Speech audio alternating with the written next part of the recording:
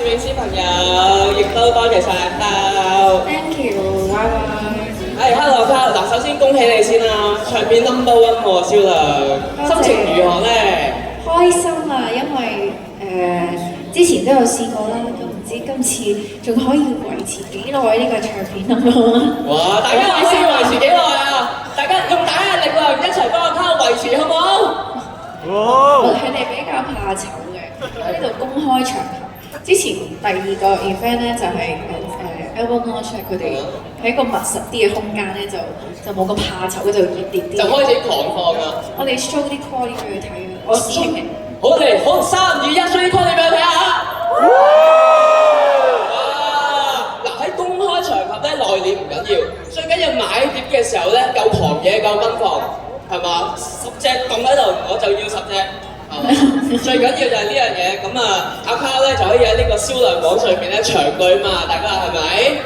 咁啊阿卡咧新一年咯喎，除咗出新碟啦，又有新嘅 MV 啦，嚟緊有啲咩新嘅計劃可以透露俾大家知道咧？新嘅計劃就當然係做多啲新歌啦。咁今年就都寫咗好幾首歌嘅，咁就睇下邊首會出到啦，邊首可以即係跑出。咁亦都有啲 crossover 嘅合作啦，因為尋日其實都客串咗一個其他歌手嘅 MV 咁樣，咁所以都好期待啊！咁希望大家多多留意啦。有冇啲 tips 可以俾觀眾朋友估下咧？係咩歌手嘅 MV 咧？男歌手。哇！但係因為首歌冇我份嘅，我即係客串佢哋嘅 MV。